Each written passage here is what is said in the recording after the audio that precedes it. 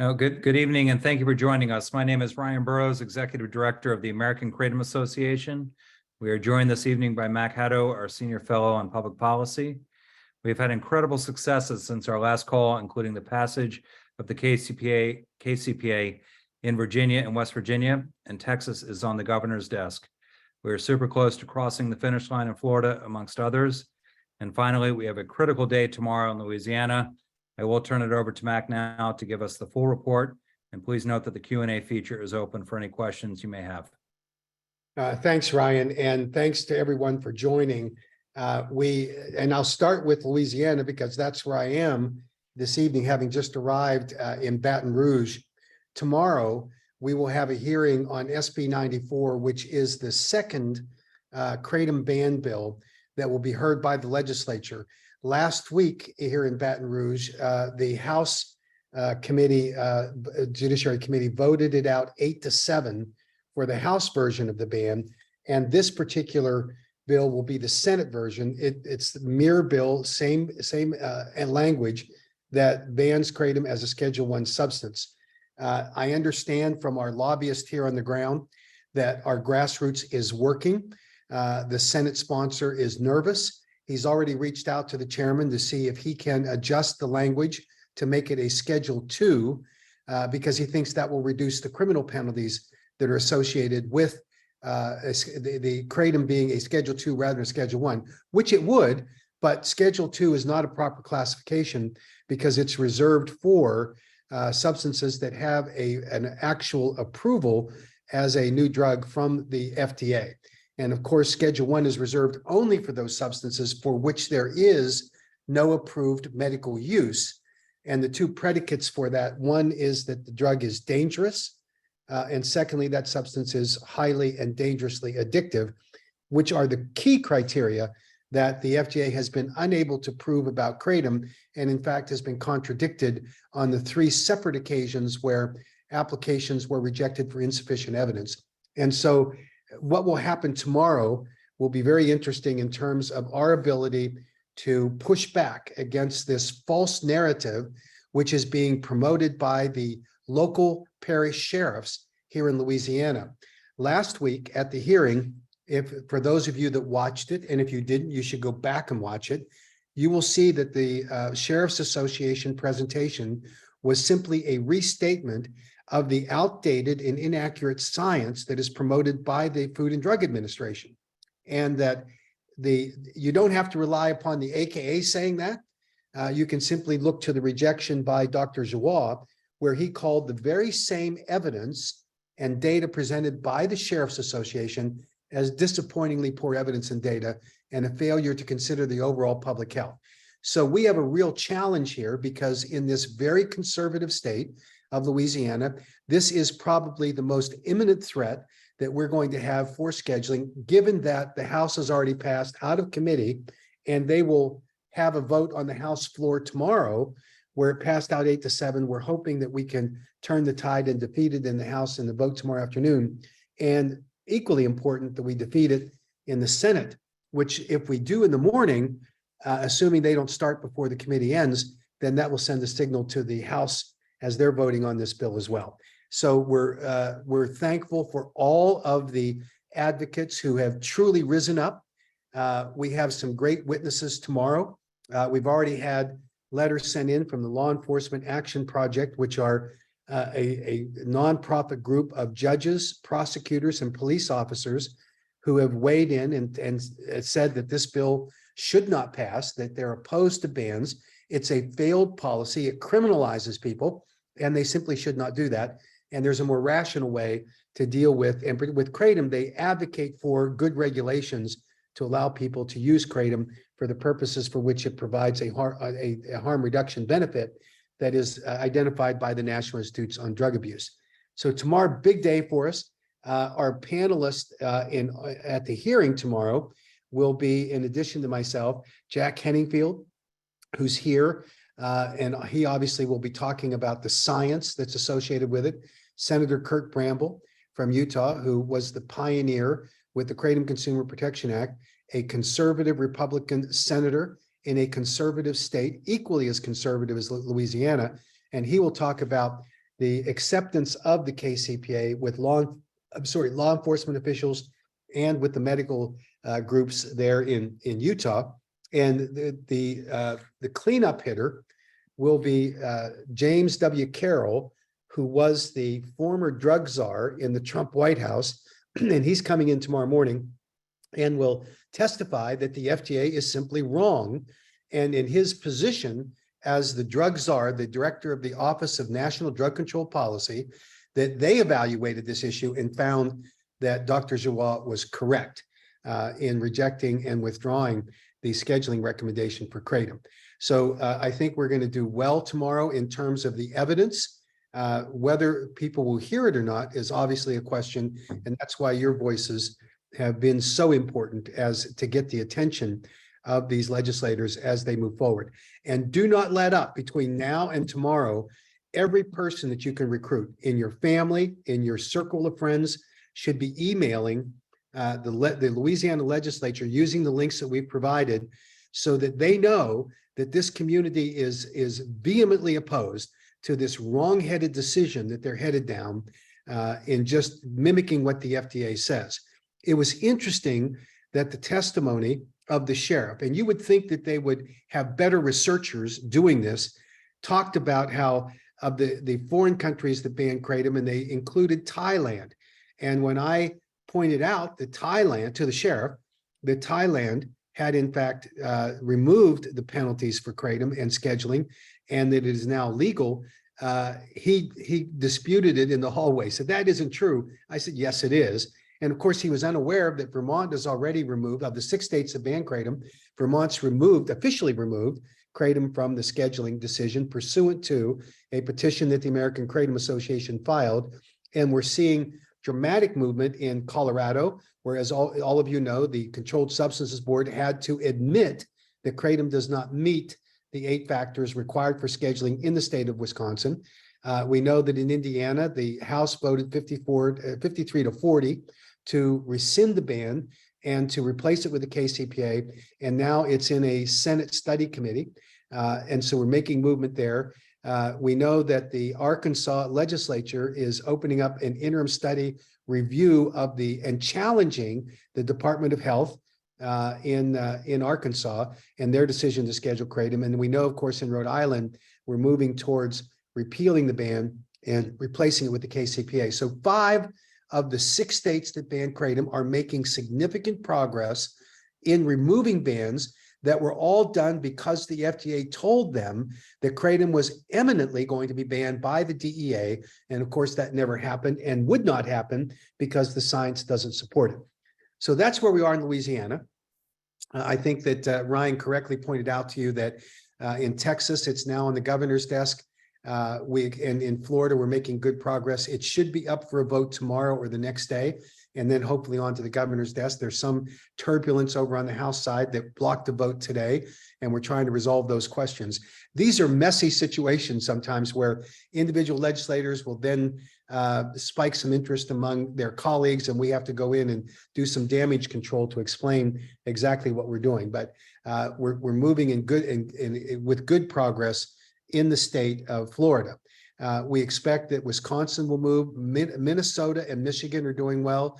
Illinois, Ohio, Pennsylvania, New Jersey, New York, and North Carolina all are teeing this up.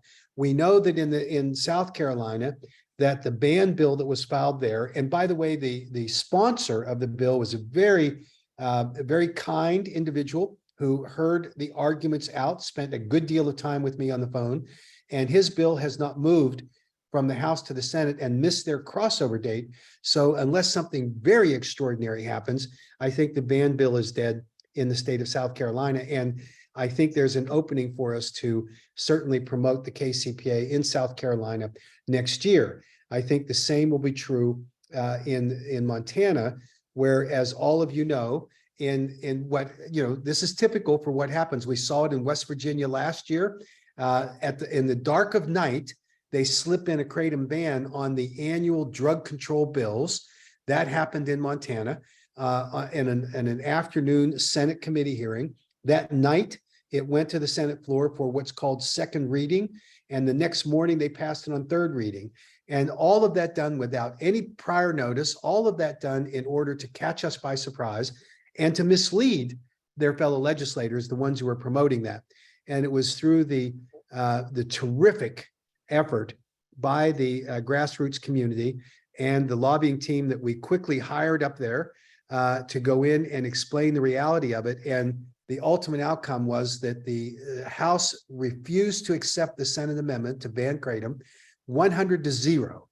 And that's unprecedented. But I think it speaks to the quality of the effort that we amassed in order to get that done. And they went to a conference committee. And unfortunately, the way that the conference committee was convened, we couldn't replace the ban with the KCPA because it was limited specifically to the drug control bill. But the kratom language was struck. And so there is no ban and will not be a ban in the state of Montana, until next year, when we will obviously advocate strongly for the KCPA. Some of the disappointments that we had this year include Missouri. The governor there is a captive of the Food and Drug Administration. He has already told the legislature he will not sign any kratom bill, and that's unfortunate. So we're going to continue to battle there. In the state of Kansas, disappointing that the Senate did not act on the bill. There's no good explanation that has emerged yet for this, other than the FDA mucking around through the Department of Agriculture, which was the designated enforcement agency under our bill. And so we've obviously got some work to do to expose the FDA lies about kratom between now and when they start up again in January. So we see this, it's a typical kind of reaction that's done. But we're making, as I say, great progress. We had a meeting with a hearing in Pennsylvania that went terrific. I'm hoping that it's up soon, that you can all watch it. It was an absolutely fabulous hearing in that the poison control expert from the University of Pittsburgh, I believe, Dr. Lynch, was fabulous in his description of how kratom should be properly viewed when you get reports of people concerned about kratom consumption. It was the most even-handed description by a poison control specialist I've ever heard, and we're going to transcribe it and circulate it because he was fair and really was looking for the truth about kratom and advocated for good regulations around it rather than bans. So I think that's a great step forward for us as we go forward. We expect that we're going to see the hearings in New Jersey soon and in New York along the way, and also in Ohio. We did get beat in Tennessee. We had a great hearing in the House side. It went over to the Senate, and the Senate, the chairman of the Senate committee, who for whatever reason did the unprecedented step of, after the hearing and as the vote was called, he told the clerk, "I am going to vote first." Typically, the protocol is that the chairman of the committee votes last, and particularly in the event of a tie. But he wanted to signal to everyone on the Senate committee there in the state of Tennessee that he was opposed to kratom. And he claims, at least he described to me, that he had a family member that overdosed on kratom and wasn't willing to even have a conversation about the circumstances around that event. So obviously a tough problem, but we'll be back fighting hard in order to get that done. And in the state of Colorado, just so everyone knows, the current bill that passed last year is now requiring by July 1st that the Department of Revenue provide limited labeling requirements. They are not going to get what they have been demanding, this onerous regulatory scheme, which has millions of dollars attached with it. Our sponsors of the KCPA refused to accept those, and that left the Department of Revenue to a very limited lane of where they could try to impede the ability of consumers to have access to kratom. So we're grateful for our sponsors staying firm there. So that's an outline. Ryan, have I missed any state that I should have covered as I go through that? No. Michigan and Minnesota are also in play here. We're doing well there too. Yeah. No, excellent job. And I think we'll open up to the Q&A unless you have any other comments. Paul from Sacred River Tea Company said on Twitter Spaces Friday that one of the lobbyists was telling people not to speak at the Louisiana hearing last week. He said that same lobbyist told him not to speak either, but Paul spoke anyway. What was the reasoning for that? We've addressed that, but I'll let Mac elaborate there. So the reason was that we had a lobbyist who said something that was incredibly stupid. And the explanation that they provided to me after I confronted them was that they were standing in the hallway while the hearing had commenced, and they were trying to select the witnesses that they thought would be the most appealing to a conservative group of legislators. They were making visual observations. Now, I think they also may have talked to some people and just wanted to avoid duplicate testimony. I don't think that's their job. And I can tell you that we all have biases. I think I've told everyone that an embarrassing situation that I confronted in Ohio when we had the Board of Pharmacy, where there were over 300 witnesses who showed up. And I was allowing my biases to affect my judgment as I watched these people stream up to the podium to make their 3-minute pitch. And I saw a gentleman who stood up. He had a mohawk haircut with shaved head. He had a vest on with no sleeves and tattoos all up and down his arms and came up his neck. And I think he had very extreme earrings. And I cringed and said, this is not the ideal witness that I would like to see. And I can tell you I was wrong, because when he started testifying, he described how he had been in federal prison the year before, and that when he completed his sentence, that he had to make a choice in his life. And that choice was whether he was going to go back to being a drug addict and a drug dealer, which would lead him either to be incarcerated again or an overdose death. He said, but he elected, because he found kratom, to get a pathway away from those addictive drugs that could cause such overdoses and the legal problems he was entangled with. And he said, and you don't have to feel for me. He said, I want to introduce you why kratom makes a difference in people's lives. And he turned and introduced his young wife with a newborn baby. Now, shame on me for making that kind of judgment. And I gave that very same story to the lobbyist who incorrectly impeded the ability of people to testify. And thank goodness for the person, who, in this case, Paul, who ignored what the lobbyist said because his testimony was compelling. So I'm embarrassed by this, and I'm going to, in the future, make it a practice when we train our lobbyists that we do not screen the people that are kratom advocates. And when they come to the table, we want them to be heard. And we're not going to let our internal biases get in the way of allowing those voices to be loud and unfettered as they go forward. So my apologies for that circumstance happening. Yeah. And then we covered Florida. In one of the banned states, I believe it's Arkansas, they have the 2 main alkaloids listed as synthetic. Wouldn't that be a good reason to overturn the particular ban? Actually, you're talking about Tennessee, and the Attorney General correctly opined that the law that was passed in Tennessee that was intended to ban kratom actually only bans synthetic products, because the specific language said that a product that was derived from the plant material. And luckily, the language, the way it was written, allowed for the Attorney General to correctly claim and give a legal opinion that the Tennessee ban did not apply. Now, that was passed several years ago. Last year, a very powerful member of the House, who was the majority leader, he actually sponsored a ban bill, and we defeated it. And he was not very happy, but at the start of this session, he called me and said, look, I'm a convert. He said, I've talked to enough people. I'm not going to stand in the way. Now, unfortunately, the Senate committee chairman got in the way, and we're going to have to do some work there in Tennessee, but thankfully we're not exposed to the synthetic. Now, it's actually a good reason to overturn any ban that has that language in it, but the only ones I'm aware of are Tennessee, and that's been corrected. Arkansas specifically bans kratom in its natural form and 7-hydroxymetrogenine and metrogenine. So I don't think that opportunity exists there as we go forward. And I could be correct, stand corrected if that were the case, but I think I'm right. Thank you, Mac. Rumor has it that the AKA hired 20 lobbyists to stop the Louisiana ban bill. Is that true?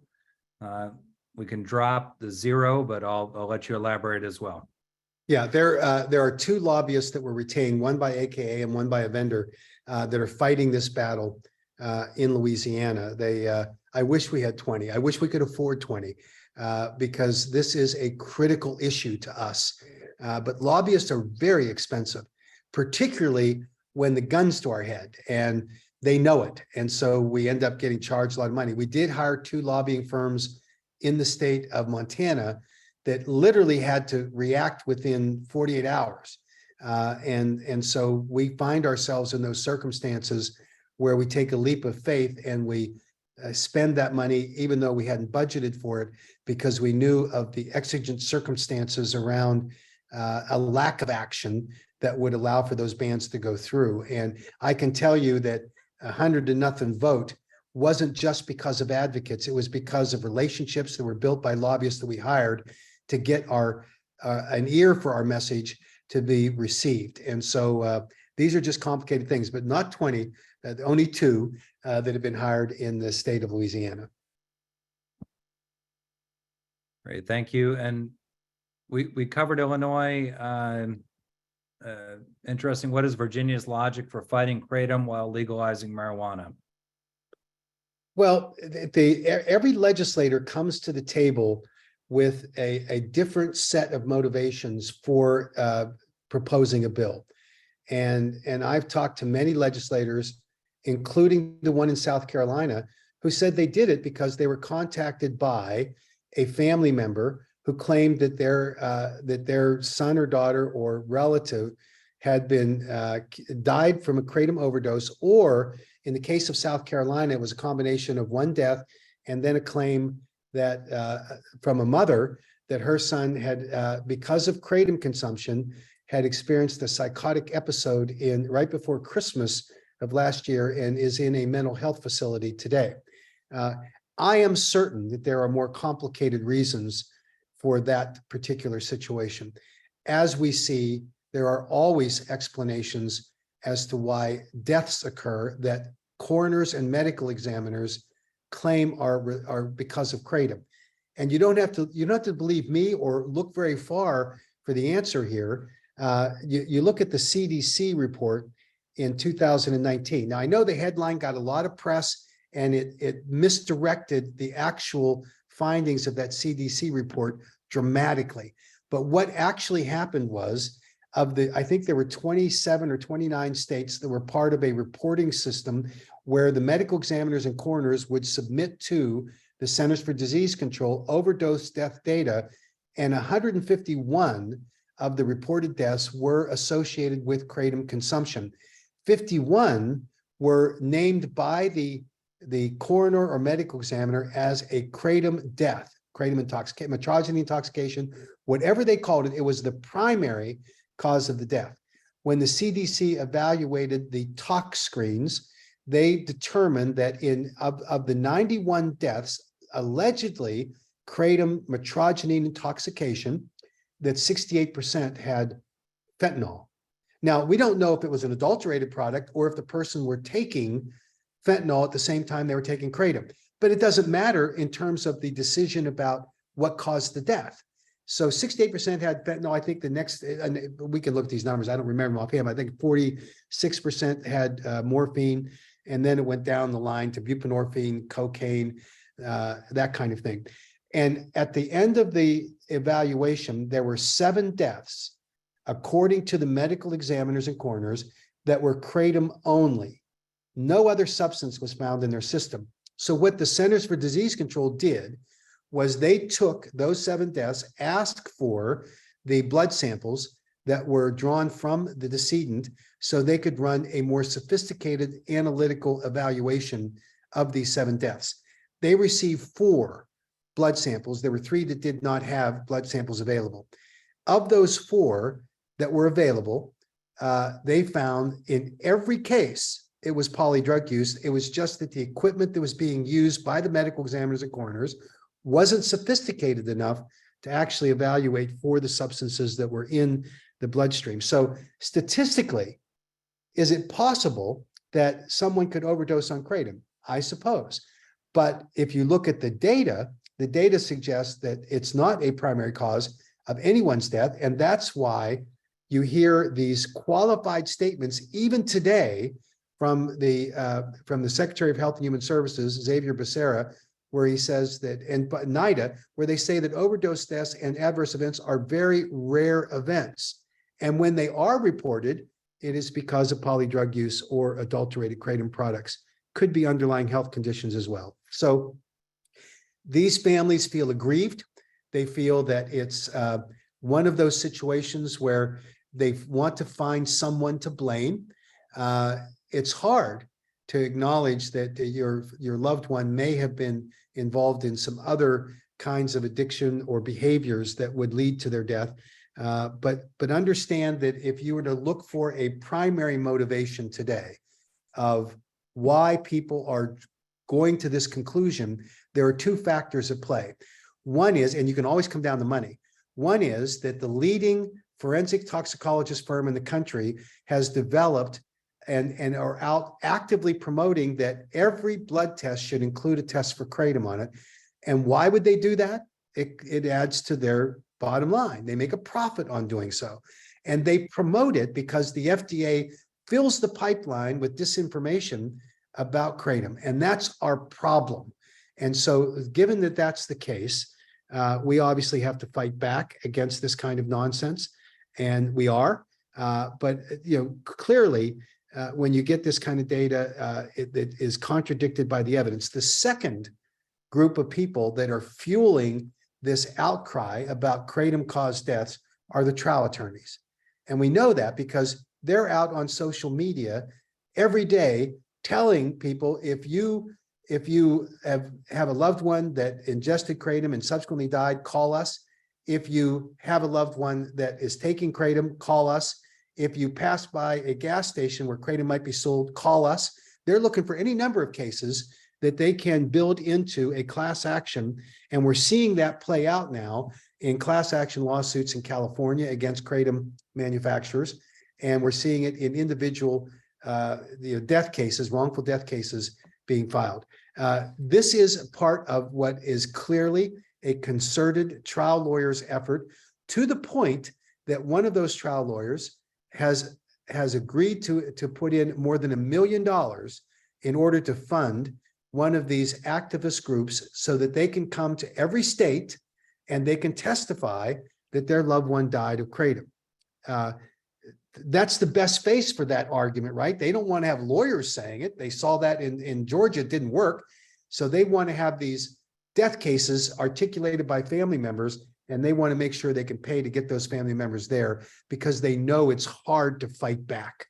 But that isn't going to stop us. We're going to fight back because, in my opinion, however sad and tragic the circumstances are of a loved one passing away, that family needs to know the truth, and they should not be allowed to take misinformation because it's in the interest of the FDA or an interest of a trial attorney and make kratom the demon when it's unfair to do so. We think science should be the thing that dictates any conclusion along the way. And that's what we're doing, what we're fighting for, and we will continue to do so. That's great. Well, thank you, Mac. And back to Louisiana. Does anyone know why the Louisiana state legislature is seemingly happy to allow the sheriffs create legislation in their state? Seems like a clear conflict of interest to me. Well, I don't know that it's a conflict of interest. I think it's, in my opinion, it is giving them too large of a voice. But I can tell you, I have heard repeatedly from Louisiana legislators that the sheriffs are gods in their district. And whether we like that or not, the sheriffs rule. And so that's why you're seeing such a influence that they're having at the local parish level. We call them counties in Virginia. They're called parishes in Louisiana. That's our problem. You have a group of sheriffs who are repeating the misinformation that's circulated by the FDA And I'm not kidding you. Close your eyes and listen to them, and you think it's Scott Gottlieb talking, and it's Dr. Giroir who said, disappointingly poor evidence and data. And I said to the sheriff last week, and I'm going to say it again tomorrow, that if the sheriffs were gathering evidence on a crime, this would get thrown out of court. And yet he's promoting it as a basis for passing a public policy decision that will criminalize and make over 200,000 Louisiana residents felons overnight. And he's doing it on this kind of shoddy evidence. Now, I know he doesn't see it that way, but that's the truth of the matter, because, and you don't have to rely on my judgment. You look at the DEA said not enough evidence. You saw Dr. Giroir say disappointingly poor evidence and data, and a failure to consider the overall public health. And you saw the UN Commission on Narcotic Drugs, 12 international independent experts on substance abuse and addiction say insufficient evidence. So what do the sheriffs in Louisiana know that no one else in the world knows, other than they repeat the lies told by the FDA? So that's our problem, is that these legislators, for better or worse, are influenced by very influential figures in their communities in the form of these sheriffs. And I swear to you, when you get here and you look around and you talk to people, sheriffs are gods. And we simply have to pull them down a few rungs in order to get the truth out. Great, thank you, Mac. And a great comment from John Shinholzer. He's the president and co-founder of the McShin Foundation, the leading addiction recovery facility in Virginia. But he just has some advice here. It never hurts to have people simply step to the mic and say their name and I support AKA or this bill, whichever is appropriate. Usually at some point, the chairman might ask for all those present to stand and be recognized. Yeah, this is a great point. And for those of you that don't know John, John, as the founder of the McShin Foundation, and it's the largest nonprofit chain of addiction recovery centers in the state of Virginia. But more importantly, over the past 5 decades, John has been, and we really should escalate him to be a panelist if we can. John is a recovering addict. He led this because of a passion he has to protect people. He is a nationally recognized expert in this field. And his view of Kratom, if we can do it, I'll let him tell what his view of Kratom, his experience with it as a professional in helping people with addictions, and how Kratom probably was mischaracterized from the start. So it looks like we got him. So John, I'm going to let you tell this story because I am a poor spokesperson for you in order to do this, but I'll turn it over to John. Well, I tell you what, Mac, you're an expert. I'm listening to you talk, and it's like, oh my God, I wish I could comprehend and repeat what you're saying, because you're a master at not only policy, but speaking the truth and in plain language that a guy like me can understand. But yeah, for the viewers, I mean, what an honor and a privilege to, weigh in on this matter. But it is true. I've been in the drug world with 50 years, 10 years in active addiction, 40 years in recovery. But for years, I've seen Kratom consumers come into my space. And once I got educated with it, I come to realize this isn't what people say it is on the bad side. This is really a helpful plant. It's a plant, for God's sake, and it has a lot of value. And we did that survey where we took 30 opiate addicts off the street and gave them sober living and Kratom to use, to help alleviate the pain associated with withdrawals. 29 out of 30 successfully withdrew from opiates within 7 days. The 30th person had a pocket full of money and a girlfriend that he just wanted to run off with. So we don't know whatever happened to him, but the evidence is so clear. And I know so many people today, they'd rather, use Kratom instead of other harmful, medications or prescriptions.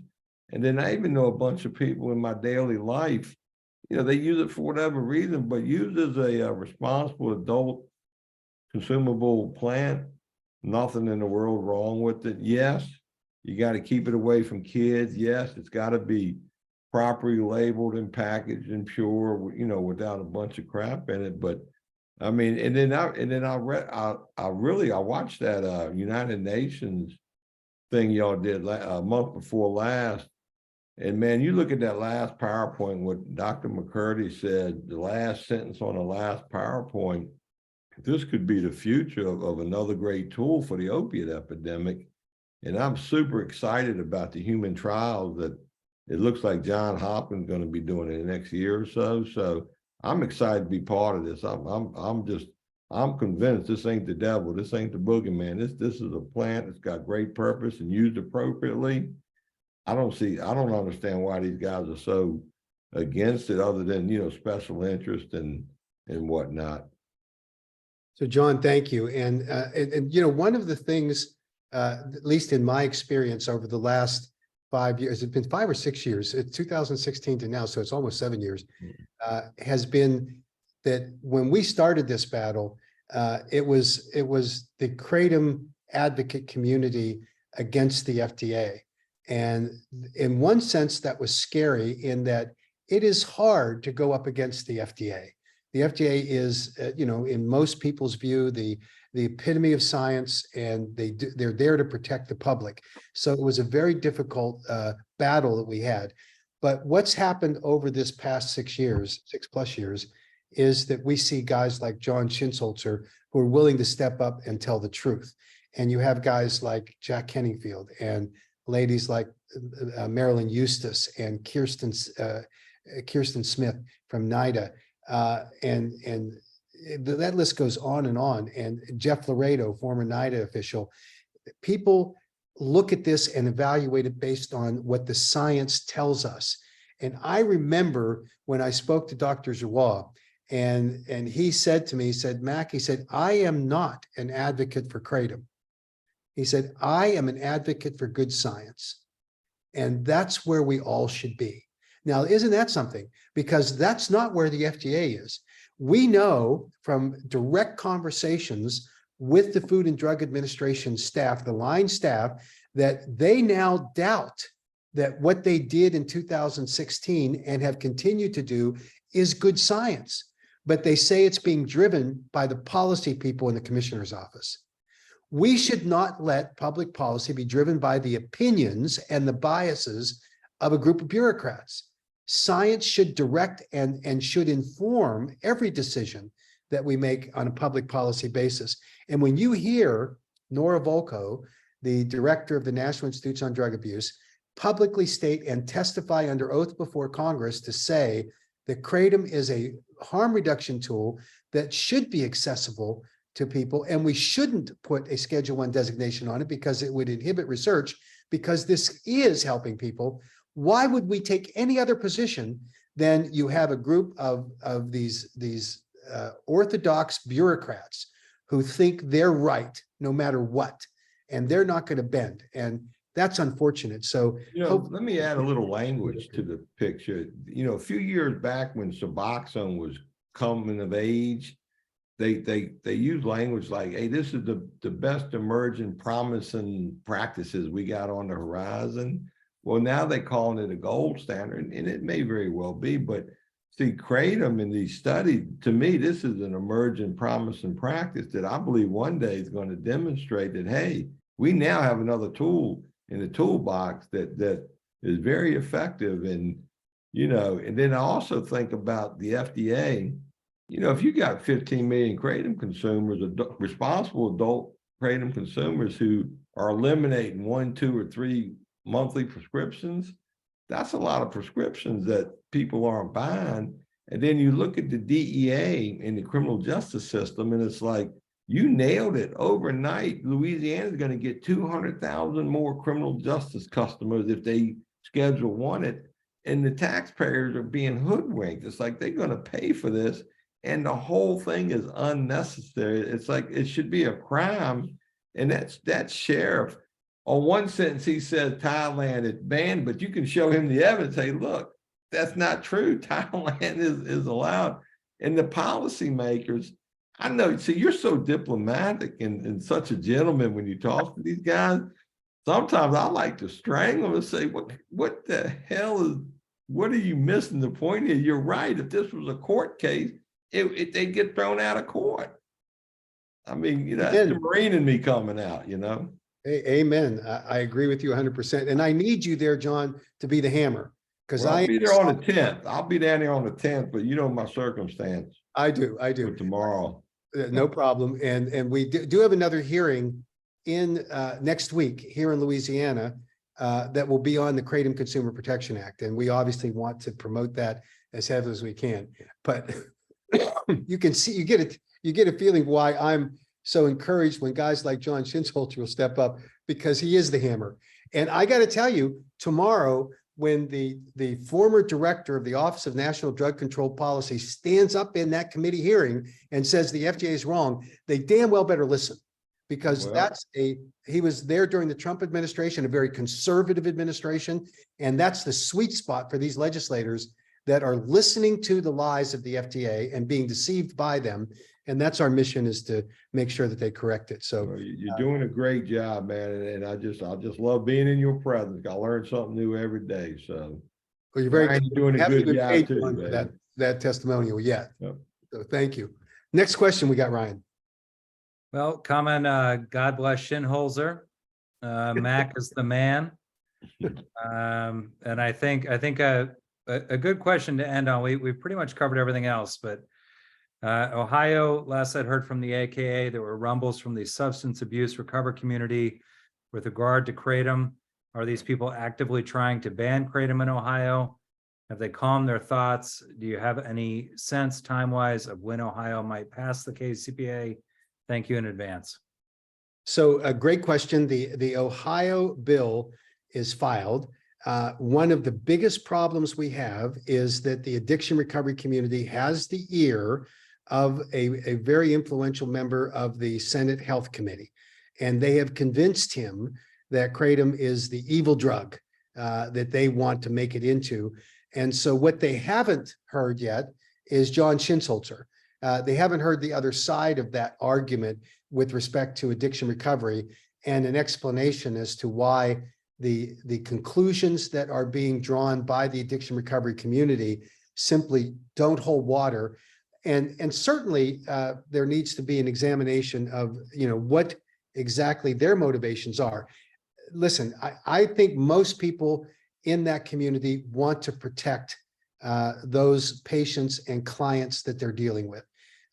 There's obviously a restriction on the kinds of substances that can be used if you're going to qualify for federal reimbursement for addiction recovery services. And those are limited to FDA approved drugs. They're not going to be typically Kratom would not be a part of that treatment regimen. But I can tell you that I've spoken with many in the addiction recovery center industry who are saying, people are saying Kratom's helping them. And they're starting to get, well, yeah, but they still should be controlled on that. They should talk to their doctor. Hey, we agree. We have no problem with that. People that are struggling for whatever reason, whether it's a physical dependence or a psychological addiction, they need help. But we should not lock the door on them because they're using Kratom. They ought to be accepted and then evaluated in a fair manner in order to decide whether or not Kratom is an appropriate tool for them to use, as Dr. Volko says, a harm reduction tool. And that should be our goal. And unfortunately, there's no big reimbursement for that. And so that may taint some of the thinking of these people. But I want to think the best of them. I want to think that they really do have the interest of those clients in mind. And we just need to educate them on the value of this. And Mark Swager just published an article from the University of Rochester, which illuminates this issue dramatically, where he talks about what a clinician or a medical professional should know about Kratom, and how they should deal with a client that has Kratom, and how they should, instead of saying, oh, that's awful, get off of it, evaluate that client for the benefits that Kratom may provide to them. And so we think education is a key component as we go forward in this area. Well, that's great, Mac. Maybe one more question here. What happens if the ban bill and KCPA both pass in Louisiana? Now, there's a conundrum, because they can't coexist. The ban bill would trump the KCPA, frankly, because it would then establish it as a criminal position. But I think the governor would have to make some real choices at that point as to which ones he's going to veto. So we may have an interesting advocacy effort related to the governor if both of these bills pass. I am hopeful that reason will prevail here and that the Senate will see that, and even the House, they will see that it's better to regulate than it is to ban. And the ban is a product of a failed drug policy that has plagued the United States for decades, and nothing good has come from it. And here we have an opportunity with a proven, recognized therapy in the case of those people that use kratom for that purpose. And based on the recent survey by Kirsten Smith at NIDA, she estimates, based on her survey, that 75% of kratom consumers use it for its improved well-being, much like you do a cup of coffee or other kinds of dietary supplements. Only 25% use it for the purpose of dealing with their addictions and getting off of very dangerous drugs. And if that's what we're talking about, then let's regulate it to make sure that the products that are being sold are not dangerously adulterated with other substances that unscrupulous vendors put in it to distinguish their product from natural kratom. Distinguish it in the sense that you take it and you say, wow, that's better kratom than I bought last week. If you're getting a euphoric high from taking the natural kratom plant, you have an adulterated product. That's the bottom line.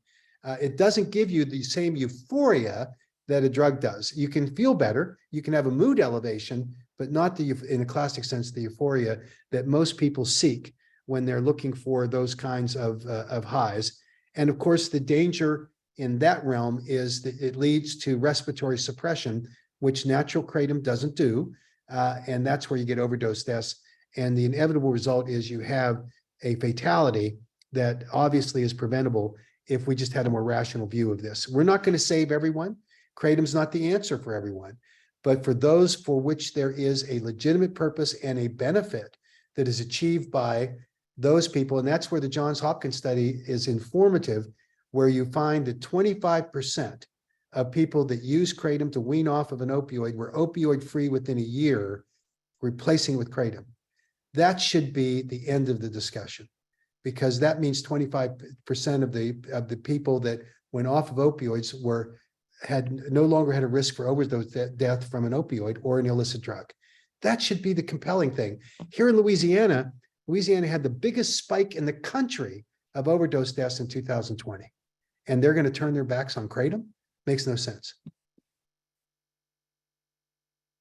Great, Mac. Thank you.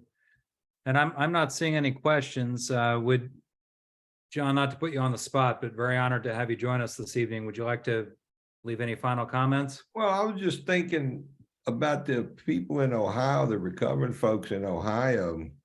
And once you get more educated, you look at the latest science, and it's almost like it goes against our recovery principles. People that know me, they know I'm an abstinent guy. But the prevention people, they believe anything somebody tells them. So they get their motivation from what people are telling them. But with good education, these people are open-minded. You can't deny the science. You cannot deny the truth. So I think, just education is going to be a big deal in a lot of these states. But the recovering folks, we used to worry about methadone, buprenorphine, Subutex and stuff like that. In addicts, they do like to substitute one form of getting high for another. But on the scale of get high products, kratom's the lowest one out there with the least amount of harm. And it really has a much better benefit than any other substance they could probably attempt to get high on. So they're worrying a lot about nothing is what they're doing. But I think with good education, you won't find so many people against it. Yeah, and John, I'll just add one final comment. We had a discussion today with a staff member of the Massachusetts legislature, and she was discussing how she came to know about kratom, and it was because her brother was saved by kratom. When you hear those kinds of stories and reports of people whose lives were saved or dramatically changed, it's the reason why we are working as hard as we are, because there is hope. And unfortunately, the closed-minded view that is promoted by the U.S. Food and Drug Administration is tragic. And it's not the first time that the FDA has been wrong. And this is just a fight that has to be taken in order to get them into the right policy position so that truly kratom can be protected in the marketplace. And I'll tell you this, the FDA is not giving up. Many of you probably have seen, and it is a real threat to the kratom community, the decision by the Food and Drug Administration to seize a product that's made by a leading kratom vendor. And that lawsuit has been filed and it will be heard in the courts. And it directly challenges the ability of a vendor to bring kratom into the United States, to import it, and then to convert it into a consumer product. It is a major threat, and that's being done. And when you read the complaint, it is repeating the same discredited science that Dr. Giroir called disappointingly poor evidence and data, and a failure to consider the overall public health. That same data is being used to deceive a court to say that, oh, kratom is dangerous because it has never been submitted to the FDA for registration as a new dietary ingredient. That's called the new dietary ingredient notification. Now, it is true, there has never been an NDIN that has been registered, but guess who gets to decide? It's the FDA. Oh. There have been 7 NDINs submitted, and they've refused to approve even one of them. Jack Henningfield told me today that he was at a conference last week in Mississippi, and a discussion was had about botanical products. He said there have been 800 products that have been submitted to the FDA over the last 15 years for approval under the botanic pathway, which includes a lot of clinical trials and data work. 500 INDs were filed, the investigative new drug applications, which shows the seriousness of the applicants in order to proceed. And after 15 years, 2 have been approved. Is there better evidence to show the bias the FDA has against botanicals and dietary supplements? They are the judge, the jury, and the executioner, and yet they want to say with a straight face that they're protecting the public. They are not. They're protecting their regulatory reach and their relationships that they have with the new drug application process and the beneficiaries of that, as opposed to the American people. It is companies, not people, that are benefited from that process. So that's my concluding complaint, and I'll go to the grave with it. So thanks to everyone again for joining us. And Ryan, I'll turn it back to you. I just did you want to pitch maybe where people could help possibly with the pre-1994 piece? I do. Thank you. I should have said this. In the context of the lawsuit that the FDA has filed against this kratom manufacturer, one of the arguments that could be made that would defeat the FDA is to prove, because they say there's no proof that exists of commerce in the United States or use of kratom as a conventional food in the United States prior to October 15th of 1994. That's the cutoff date established by the Dietary Supplement Health and Education Act, the DSHEA Act. Now, the reality of what we're facing is that kratom was not a commodity that was widely subject to transactions prior to 1994. So to have an advertisement in a commercial magazine saying, we're going to sell kratom raw materials, it didn't exist, because all of that commerce about kratom was self-importation for the most part, small mom and pop delis that were ethnic to the Southeast Asia region. They were buying it, but no one was keeping records. There were no bills of lading. There were no computerized receipts, because no one in that sphere, it was only the big box stores that had in 1994 that had any kind of computerized sales transaction software. So that's the challenge. If anyone out in our community, and we've made these appeals before, but I'm hoping you'll think hard of any places that you may have purchased kratom prior to October 15th of 94, to identify the names of those stores, if they're still in business, to go and talk to them, to find out if they have any information, even an affidavit that says, this is where I purchased the raw materials of kratom, I imported on these dates. That would be helpful to move forward, but we have got to redouble our efforts. We hear lots of anecdotal evidence about kratom transactions prior to 94.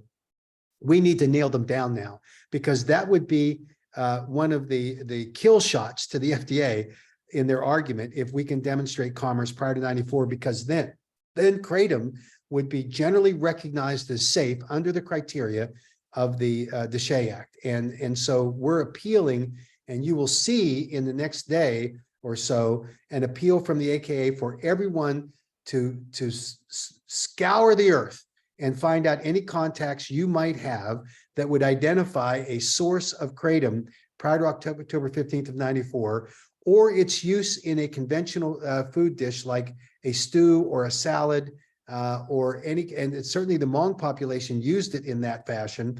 That would be the kind of information and evidence that would be very helpful in this court case to try to knock the FDA off of their position that kratom is not a grass substance, was not in commerce in the United States, which we know on its face is absurd, because we know that our Vietnam soldiers brought it home, imported it, because they saw the benefits of it when they were over fighting in the jungles. This is something that is a critical priority for us.